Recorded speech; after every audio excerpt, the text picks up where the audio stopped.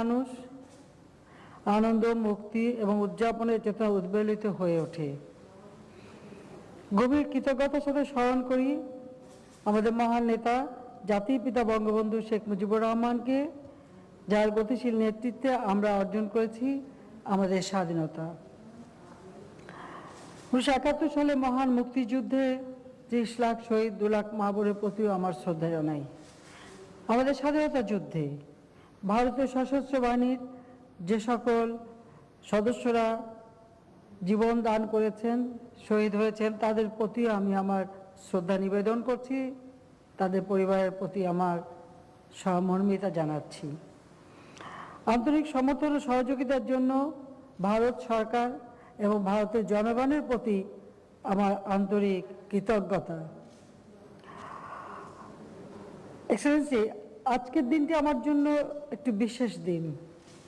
17 December Pakistani হানাদার বাহিনীর অধীনে তখনও আমার মা, আমার ছোট বোন রেহানা, রাসেল, আমি এবং ছোট্ট 4 মাসের জয় আমরা বন্দী ছিলাম। ভারতের কর্নেল অশোক তারা, তখন তিনি মেজর ছিলেন, তো কর্নেল অশোক তারা এসে এই 17 ডিসেম্বর সকালে আমাদেরকে পাকিস্তানি হানাদার বাহিনীর সেই সেনাবাহিনীর হাত থেকে মুক্ত করেন। 16 ডিসেম্বর বাংলাদেশ মুক্ত হয়, কিন্তু আমরা মুক্ত হয়েছিলাম 17 ডিসেম্বর। তা আজকে সেই দিনটি আমি কর্নেল অশোক তারাকে, তার প্রতি আমার কৃতজ্ঞতা জানাই, ধন্যবাদ জানাই এবং ভারতবাসী, ভারতের সশস্ত্র বাহিনী এবং আমাদের মুক্তি বাহিনী সবাই জন্যই আমার কৃতজ্ঞতা এবং ধন্যবাদ। সেদিন আমরা যারা মুক্ত হয়েছিলাম, শুধু রেহানা, জয় এবং আমরা 3 জনই বেঁচে আছি, আর কেউ আর বেঁচে নেই।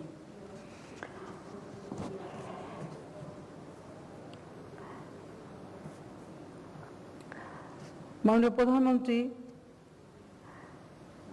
ভারত আমাদের অকৃত্রিম বন্ধু। 2019 সালের অক্টোবরে দিল্লির গ্র্যান্ড হায়দ্রাবাদ হাউসে আপনার সঙ্গে আমার শেষ বৈঠক হয় এবং আপনার অপূর্ব আতিথেয়তা আমরা কৃতজ্ঞতাভাবে স্মরণ করছি।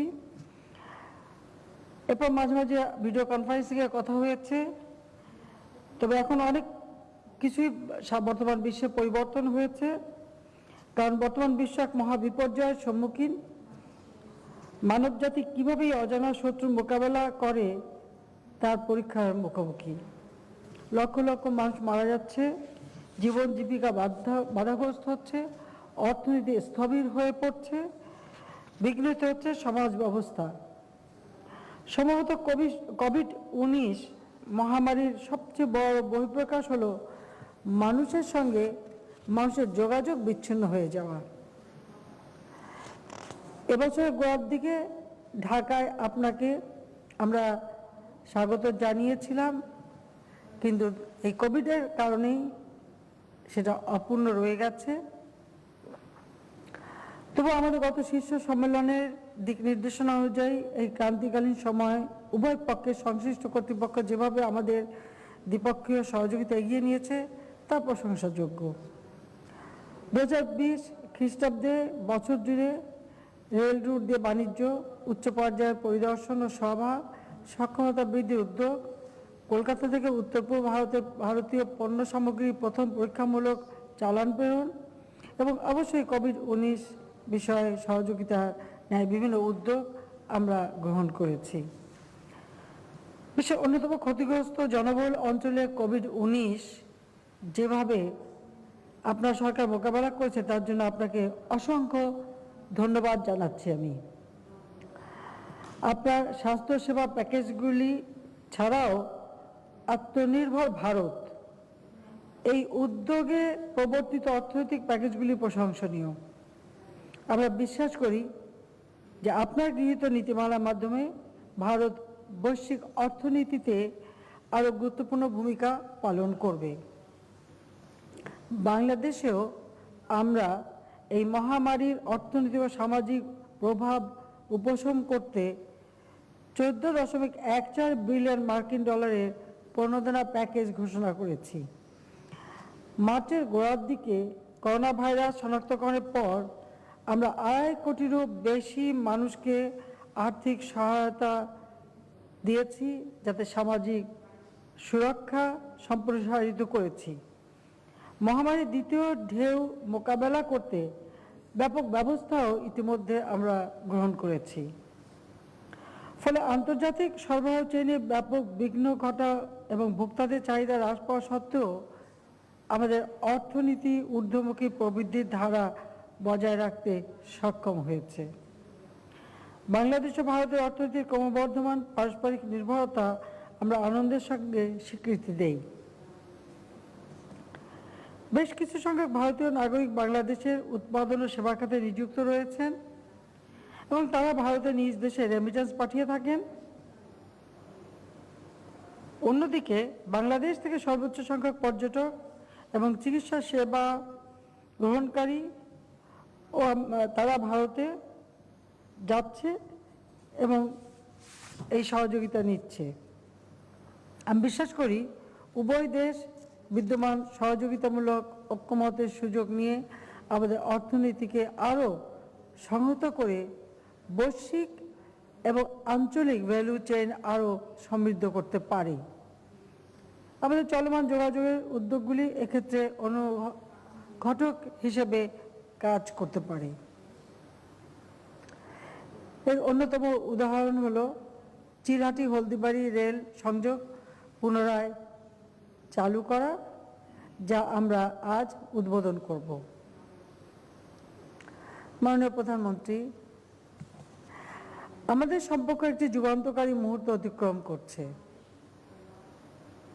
একটি স্বাধীন জাতি হিসেবে বাংলাদেশ 50 বছর পূর্তি উদযাপন করতে যাচ্ছে। বাংলাদেশ এবং ভারত কূটনৈতিক সম্পর্ক প্রতিষ্ঠারও 50তম বছরে পা দিয়েছে। এছাড়া আমরা জাতির পিতা বঙ্গবন্ধু শেখ মুজিবুর রহমানের জন্ম শতবার্ষিকী উদযাপন করছি। মাত্র কয়েক মাস আগে আপনাদের জাতির পিতা মহাত্মা গান্ধীর 150তম জন্মবার্ষিকী আমরা উদযাপন শেষ করেছি। বাংলাদেশে আমরা বাপুজির প্রতি শ্রদ্ধার নিদর্শন হিসেবে একটি বিশেষ ডাক টিকিট অবমুক্ত করেছি। আমরা আজ বঙ্গবন্ধু শেখ মুজিবের সম্মানে ভারতের ডাক বিভাগের একটি স্ট্যাম্পের উদ্বোধনও করব। এই গুরুত্বপূর্ণ অনুষ্ঠানগুলি যৌথভাবে উদযাপনের জন্য স্বতঃস্ফূর্তভাবে একত্রিত হওয়ার জন্য আপনাকে এবং আপনার সরকারের প্রতি আমি আন্তরিক কৃতজ্ঞতা জানাচ্ছি। 1971 সালে বাংলাদেশের মহান মুক্তিযুদ্ধে আমাদের অবিচ্ছেদ্য যোগসূত্র স্মরণে আমরা বিশ্বব্যাপী বাছাই করা কিছু শহরে আগামী বছর জুড়ে যৌথ কর্মসূচি পালনের সিদ্ধান্ত নিয়েছি। 2021 সালের 26শে মার্চ ঢাকায় আপনার উপস্থিতি আমাদের যৌথ উদযাপনের গৌরবময় স্মৃতি স্মরণীয় করে রাখবে। আপনাকে আন্তরিক ধন্যবাদ জানাচ্ছি।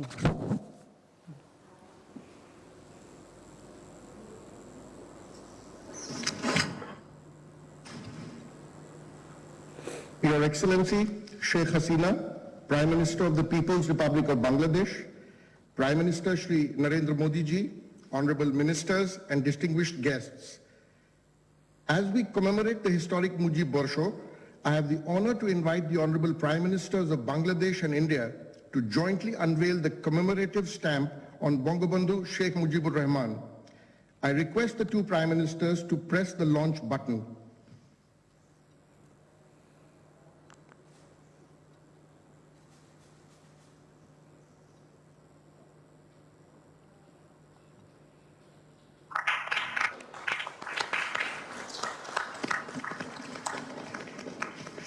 Excellencies, to honor the contributions of the two of the greatest leaders of the last century, Mahatma Gandhi and Bangabandhu Sheikh Mujibur Rahman, I request both the Prime Ministers to jointly inaugurate the Bangabandhu Bapu digital exhibition by pressing the launch button.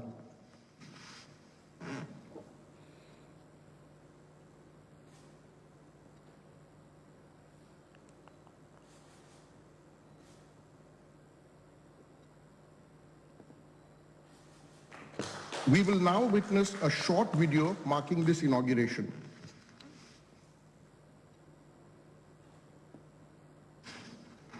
Two extraordinary men at different times in history changed the destiny of their people. One adopted ahimsa, while the other embraced the power of his language to fight against oppression and tyranny. Their iconic struggle and conviction led to the liberation of their countries from the inhuman, despotic, and ruthless forces. This is a story of their resilience and unflinching spirit as they led their people to freedom and liberation. Bangabandhu Bapu is a story of India and Bangladesh, showcasing the bond of blood, shared sacrifices that unite these two great nations. Bangabandhu Bapu Digital Exhibition is curated with 21 walls of information and over 100 points of digital engagement. The experience begins with the introduction wall that highlights the theme of the exhibition and the exemplary status of these two inspiring leaders in the eyes of the world via testimonials. Some of the noteworthy installations are the meeting wall. Based on the day the two leaders met in August 1947. It displays probably the only photo in the world that has both Bangabandhu and Bapu in one frame. A holographic time machine layers historical photos with a timeline and provides a unique interface to the users to reference their time and lives. The Salt March led by Mahatma Gandhi is considered by the Time magazine to be amongst the three most important movements in the modern history, while the Bangabandhu speech of 7th March is in the memory of the World Register of UNESCO. Jallianwala Bagh and the Genocide Tunnel. The pain, suffering, and the agony endured by the people are presented through the Jallianwala Bagh and the Genocide Tunnel. The brutal use of force by General Dyer in Jallianwala Bagh and the Pakistani army was to suppress the legitimate movement of people against subjugation, brutality, and violence. The Triangle of Engagement provides a 360-degree view of the historic locations, a robotic signature of Bangabandhu and Bapu, and the favorite music of the two leaders being played in the background. The exhibition speaks the language of today, that is, technology, and provides a unique experience to the visitors. It encourages the youth to emulate the inspiring values of the two great leaders, respect the sacrifices of the martyrs, and appreciate the spirit of freedom that we all enjoy today.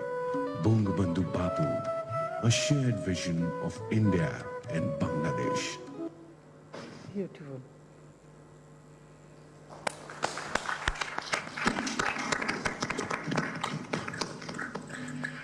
Excellencies, the Chilahati-Haldibari rail link not only connects Assam to Bangladesh via West Bengal, but also serves as an inspiring symbol of the ever-increasing people-to-people links between our two countries. It is my privilege to invite both the Prime Ministers to jointly inaugurate this project by pressing the launch button.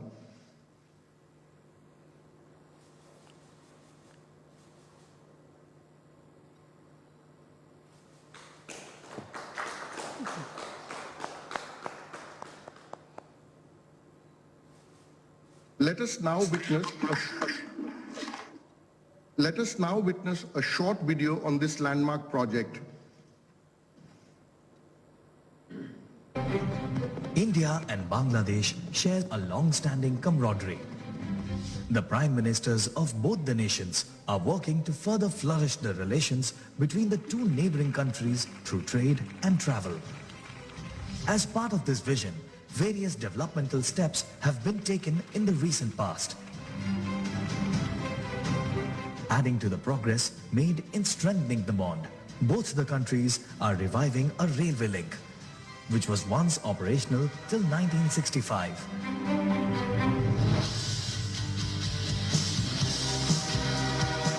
The reopening of the Chilahati-Haldibadi route is expected to encourage economic and social developments of the people of both the nations, with the transit facilitation of goods and passengers traffic to and fro between Bangladesh and India, enhancing accessibility to the main ports and dry ports across land borders to support the growth in regional trade. For this purpose, construction of a broad gauge link from Haldibadi in India to Bangladesh border has been carried out by Indian Railways. Similarly, Bangladesh Railway has also upgraded and laid the missing tracks from Chilahati to Indian border. Chilahati-Haldibadi rail link is the fifth railway link becoming operational between India and Bangladesh, nurturing the social, trade, and cultural bonds between people of both the nations.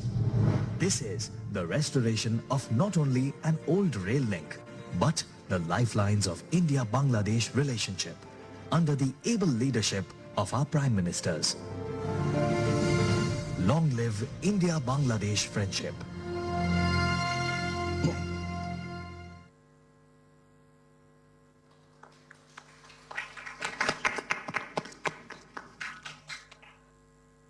Excellencies, it is my privilege to announce that as a testament of the rapidly growing mutual cooperation between the two countries, India and Bangladesh have also signed 7 agreements in the areas of hydrocarbons, agriculture, textiles, community development, elephant conservation, and terms of reference on constituting a CEO forum.